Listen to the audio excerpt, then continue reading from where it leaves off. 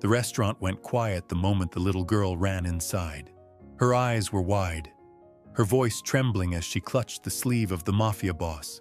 "Please, hide me from my dad," she whispered. The room froze. No one dared to breathe.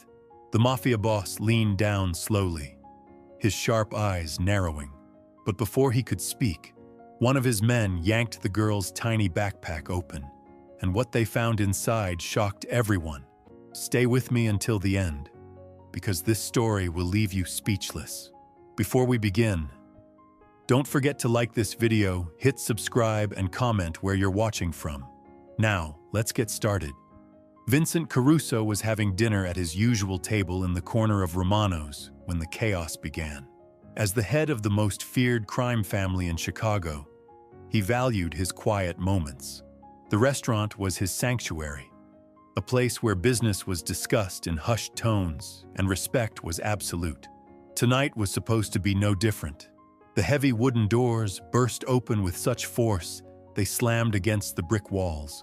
Rain poured in from the storm outside, but what caught everyone's attention wasn't the weather.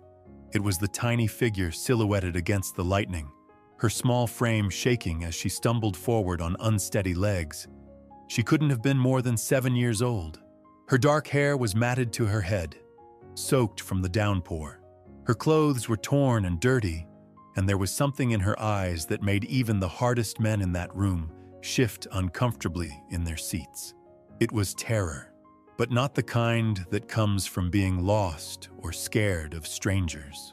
This was deeper, more primal. The girl's gaze swept across the restaurant until it landed on Vincent. Without hesitation, she ran straight toward him, weaving between tables filled with dangerous men who could end lives with a single phone call. But none of that seemed to matter to her. She had one goal, one desperate mission that drove her forward despite the fear radiating from every inch of her small body. When she reached Vincent's table, she collapsed to her knees and grabbed his expensive suit jacket with both hands. Her fingers were so small they barely made an impression on the fabric, but her grip was surprisingly strong. "Please," she gasped, her voice barely above a whisper, but somehow cutting through the silence like a blade. "Hide me from my dad." Vincent had seen everything in his 43 years. He'd witnessed betrayals that would make your blood run cold, violence that haunted grown men's dreams, and desperation that drove people to unthinkable acts. But something about this moment was different. The way she looked at him, the raw panic in her voice, the fact that she'd somehow found her way to his table in a room full of killers and thieves. His lieutenant, Marco, immediately stepped forward, his hand moving instinctively toward his jacket where his weapon rested. "Boss, I'll handle this." Kid probably wandered in from the street, but Vincent raised his hand, stopping Marco mid-motion. His dark eyes never left the girl's face as he slowly leaned down toward her. "What's your name, sweetheart?" "Sophia," she whispered, her grip tightening on his jacket. "Sophia Martinez. My dad, he's coming for me. He said he was going to make me disappear like Mama did, but I don't want to disappear. I want to stay here where it's safe." The temperature in the room seemed to drop another 10 degrees. Every man present understood what disappear meant in their world, but hearing it from the lips of a child sent a chill through even the most hardened criminals. Vincent's jaw tightened almost imperceptibly, a sign that those closest to him recognized as dangerous. "Where's your father now?" Vincent asked, his voice remaining calm despite the storm brewing behind his eyes. "He's looking for me. He was drinking the angry juice again, and he started yelling about how I knew too much.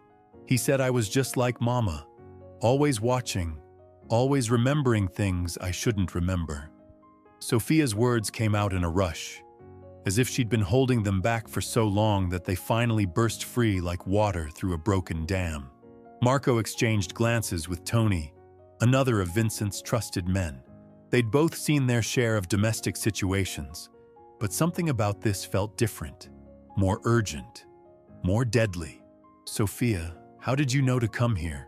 Vincent asked gently, though his mind was already racing through possibilities. Romano's wasn't exactly listed in the yellow pages as a safe haven for children. Most people in the neighborhood knew to stay far away from this particular establishment. The little girl reached behind her and pulled her backpack around to her front. It was pink with cartoon unicorns on it, a stark contrast to the grim atmosphere of the restaurant. Mama told me before she went away.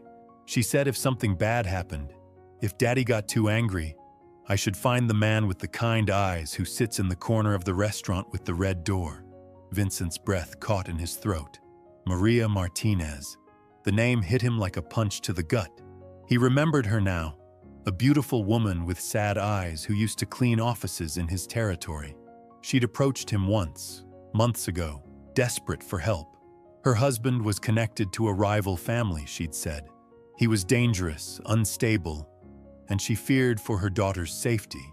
Vincent had given her money, told her to leave town, to start fresh somewhere safe. But Maria had never made it out of Chicago. Her body had been found in the river 3 weeks later, another victim of domestic violence that the police were all too eager to file away and forget. "Your mama was a smart woman," Vincent said softly, his voice carrying a weight that made Sophia look up at him with something that might have been hope.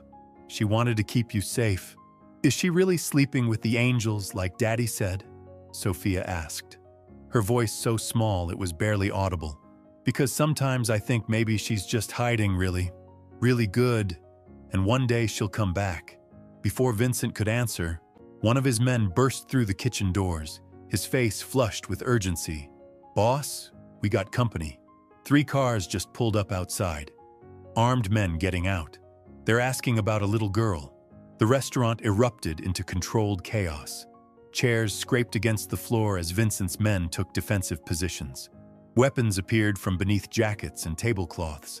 The few civilian customers who'd been dining quietly suddenly found themselves escorted through the back exit by men who knew how to make people disappear without a trace. But in the middle of all this preparation for war, Marco made a decision that would change everything. He grabbed Sophia's backpack and yanked it open, expecting to find toys or school supplies. What he found instead made his blood run cold. Bundles of cash, photographs, documents, and a small digital recorder that was still running. Vincent looked down at the contents spilling across his table, his expression shifting from protective concern to something far more dangerous. "Sophia," he said quietly, "what exactly did your mama tell you to remember?" Sophia's small hands trembled as she looked up at Vincent, her dark eyes reflecting the weight of secrets far too heavy for someone her age. "Mama said I had to be her little detective. She taught me how to use the camera on her phone when Daddy wasn't looking. She said someday the pictures would help the good people stop the bad things from happening." Vincent's fingers carefully lifted one of the photographs from the scattered contents. The image made his jaw clench. Bruises, fresh ones and old ones, creating a timeline of violence that painted a horrifying picture. But these weren't just random acts of domestic abuse. The backgrounds in the photos showed locations Vincent recognized: warehouses, meeting spots, places where business was conducted by people who preferred to remain invisible. Marco leaned closer, his voice dropping to barely above a whisper. "Boss, look at this."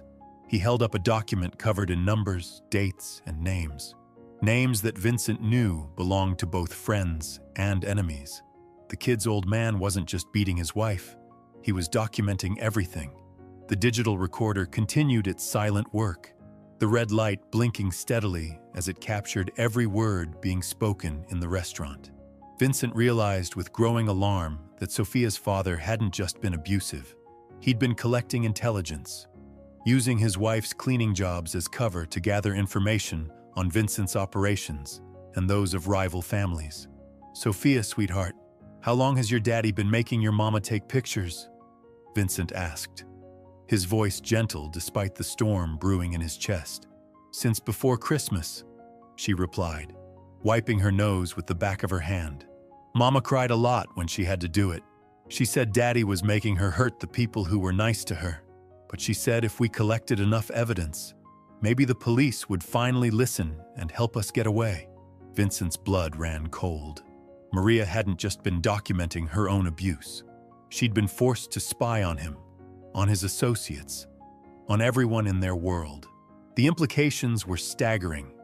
If this information fell into the wrong hands, it could destroy everything he'd built over 2 decades. The sound of car doors slamming outside made everyone in the restaurant tense. Through the rain-streaked windows, Vincent could see figures moving in the darkness. They weren't his people. "Tony, what are we looking at out there?" Vincent called to his man positioned by the window. "6 men, boss.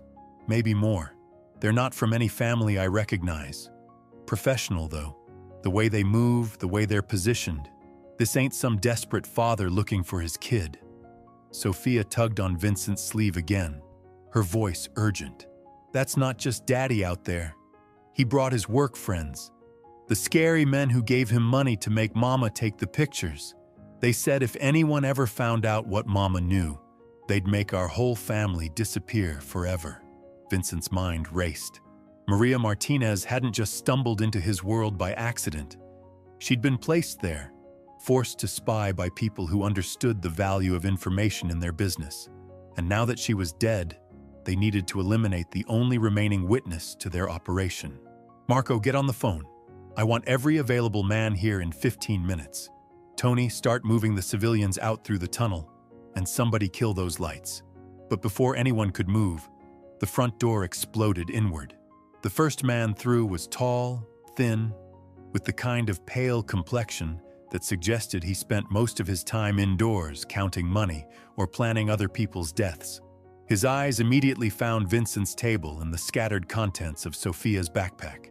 "Mr. Caruso," the man said, his voice carrying a slight accent that Vincent couldn't quite place. "Such a pleasure to finally meet face to face. My name is Klaus Müller. I believe you have something that belongs to me." Vincent slowly stood, his massive frame casting a shadow over Sophia, who had instinctively moved behind his legs. "I don't recall doing business with anyone by that name." Klaus smiled, but it never reached his eyes. "Oh, but you have. Through intermediaries, of course. Maria Martinez was one of my most productive assets. She had such wonderful access to information, thanks to her employment in your territory. Pity about her unfortunate accident." The way he said accident made it clear that Maria's death had been anything but accidental. Vincent's hands slowly clenched into fists at his sides. "The child has something that could cause significant problems for both of us," Klaus continued, gesturing toward Sophia with the barrel of his gun. "Financial records, photographs, recordings of conversations. Her mother was quite thorough in her documentation. I'm prepared to offer you a substantial sum to simply look the other way while I collect what's mine." Sophia pressed herself closer to Vincent's legs, her small voice barely audible.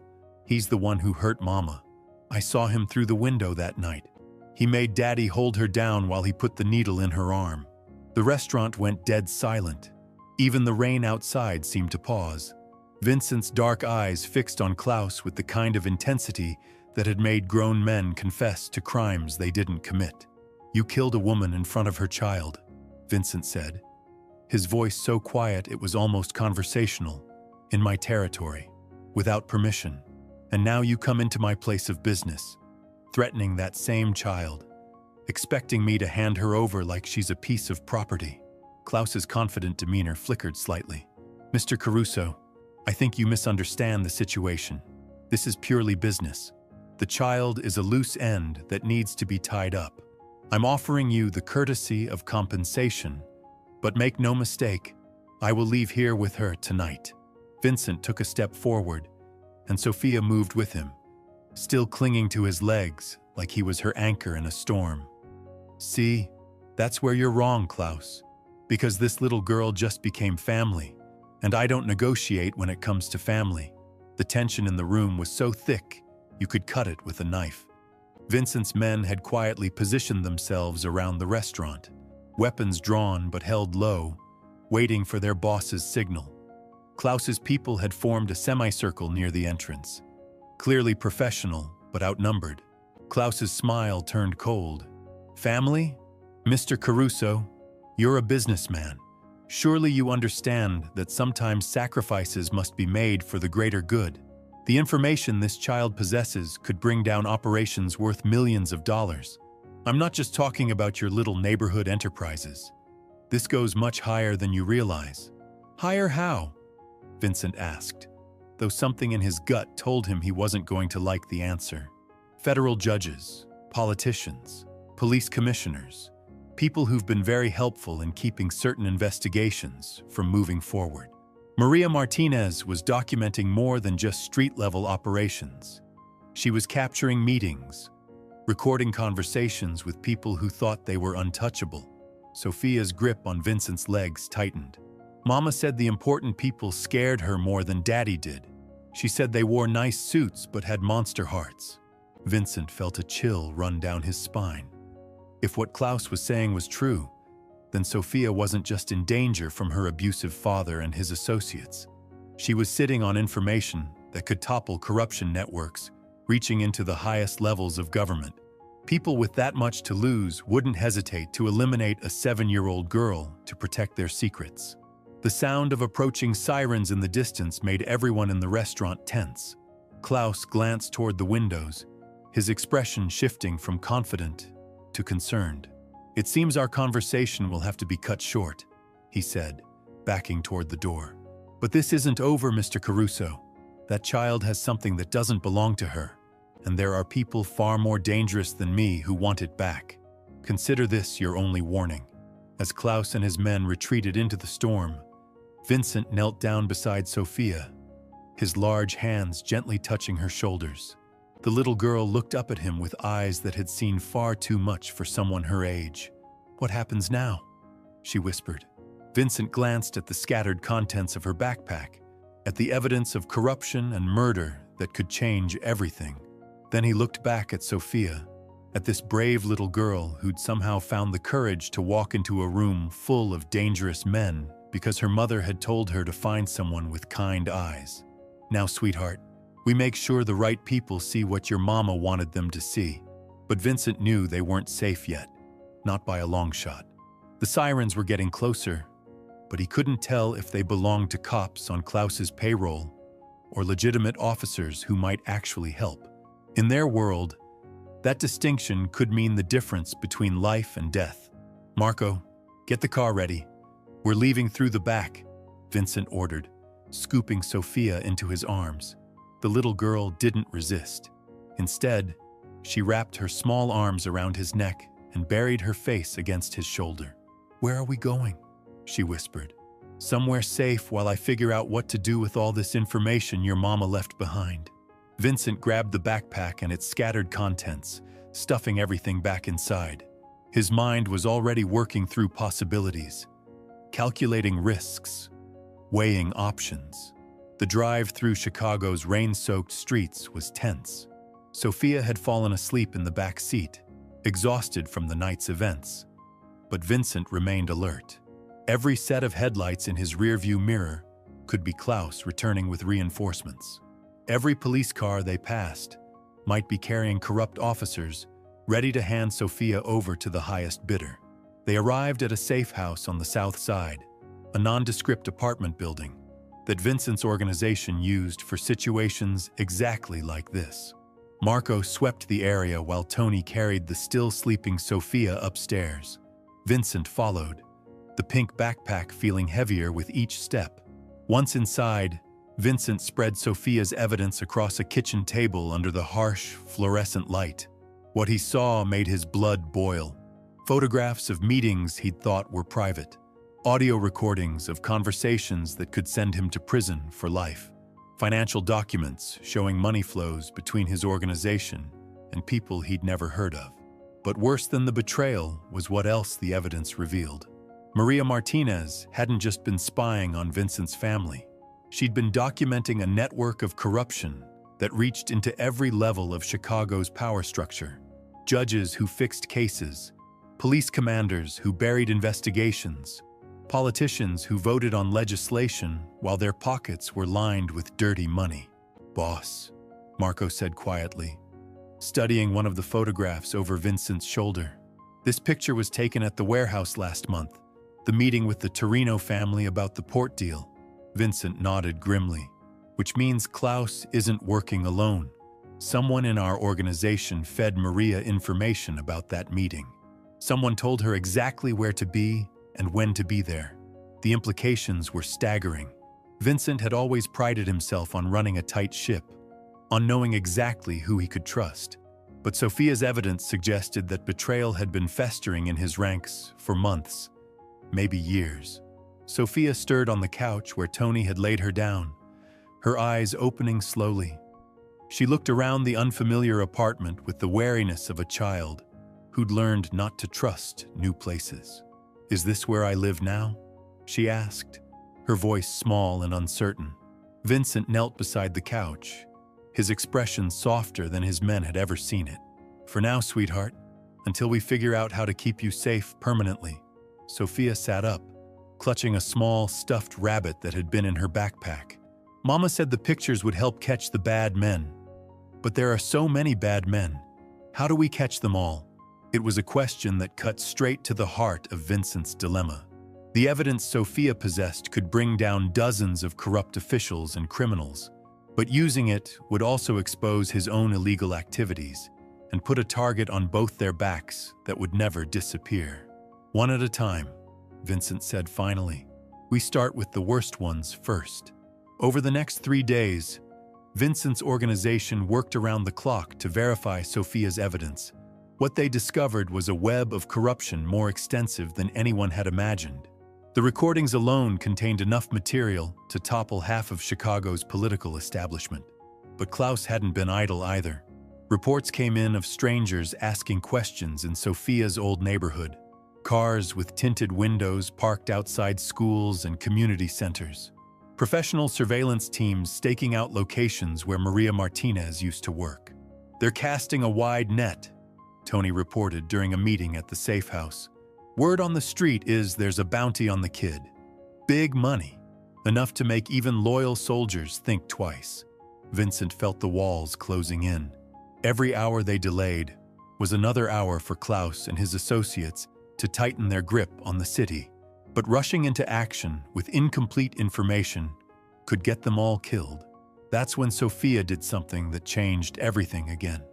She walked into the kitchen where Vincent was studying surveillance photos, climbed onto a chair beside him, and pointed to one of the images. "That man was at our house the night Mama died," she said matter-of-factly.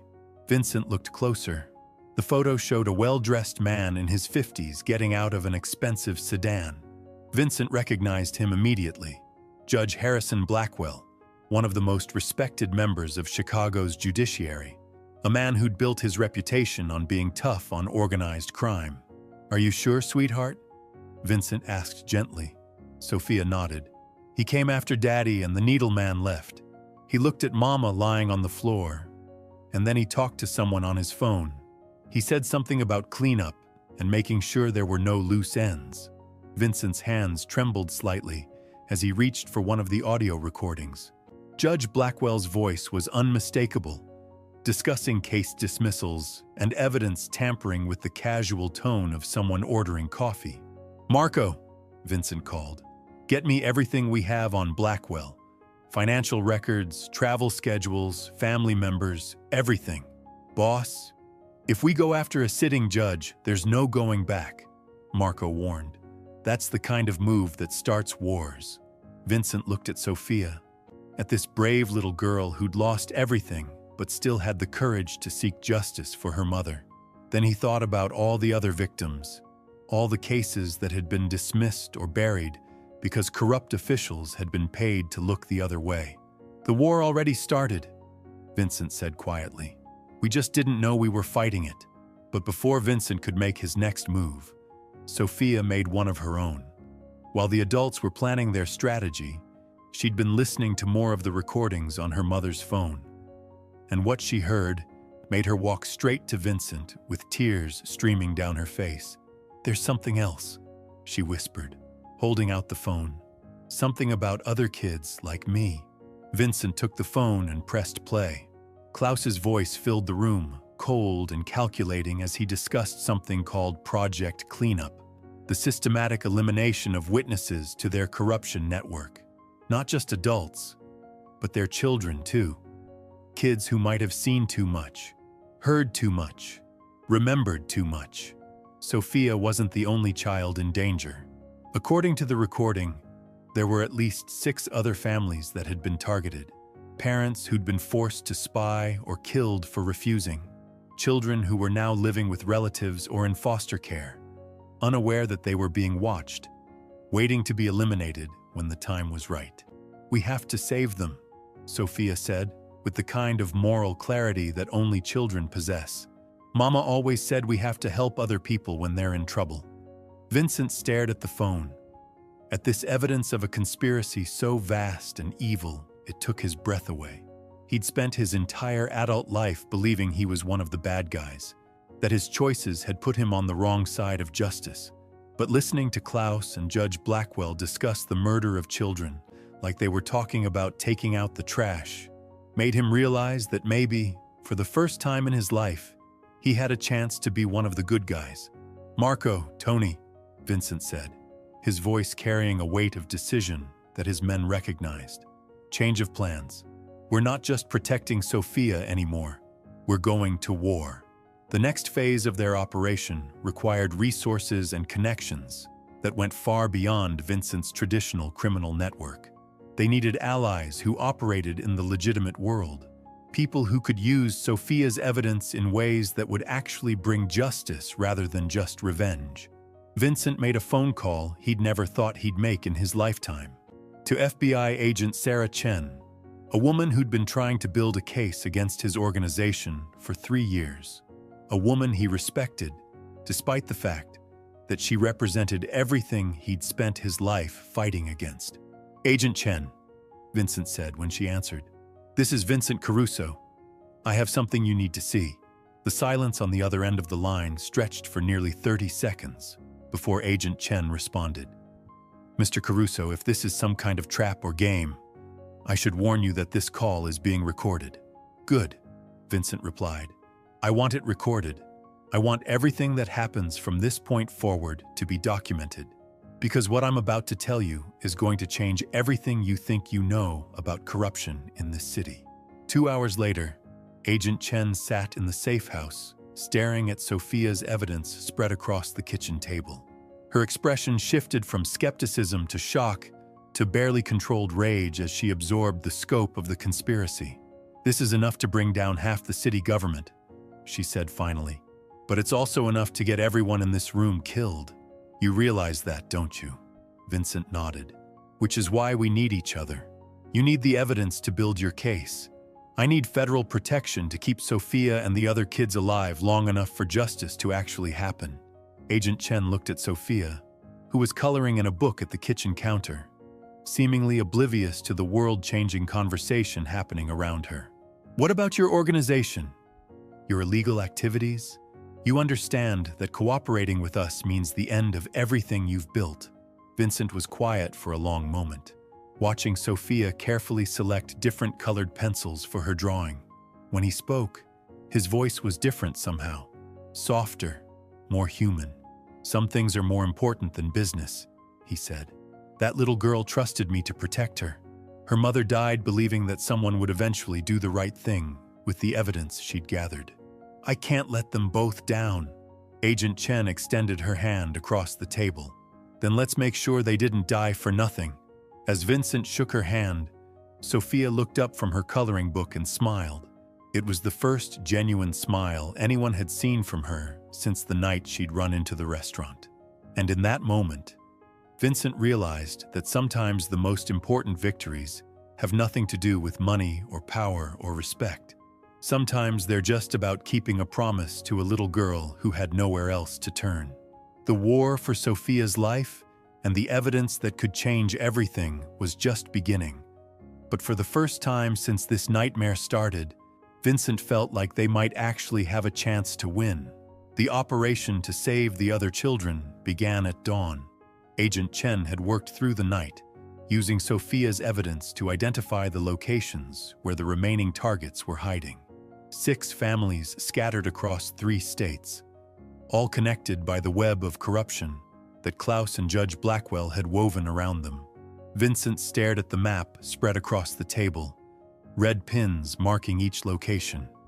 "How do we know Klaus hasn't already moved on them?" he asked, his voice tight with concern. "We don't," Agent Chen admitted. "But the recordings suggest they were waiting for something. Some kind of signal to begin what they called the final phase of Project Cleanup."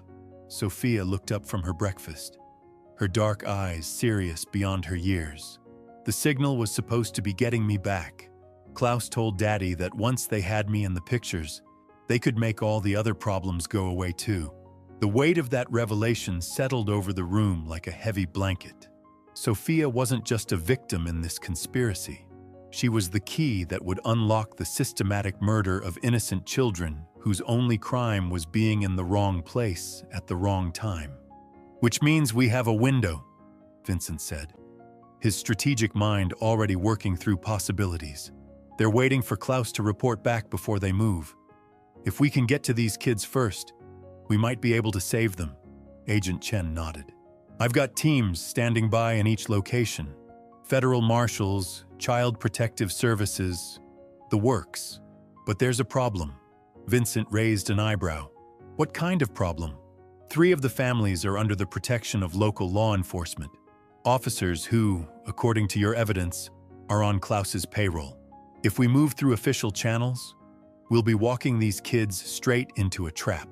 The implications were staggering. Even with federal backing, they couldn't trust the very people who were supposed to protect innocent lives. Vincent felt a familiar anger building in his chest. The same rage that had driven him to a life of crime in the first place. But this time, that anger had a different target.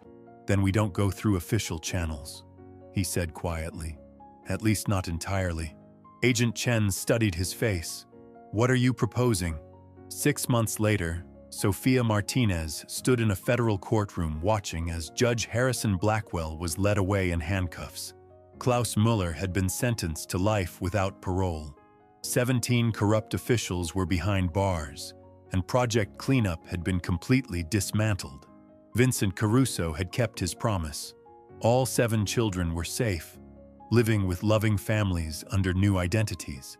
Sophia herself had been adopted by Agent Chen, who discovered that sometimes the most unlikely partnerships create the strongest bonds. The little girl who once carried evidence of evil in a pink backpack now carries hope instead. Her mother's sacrifice wasn't in vain, and sometimes the scariest-looking people really do have the biggest hearts.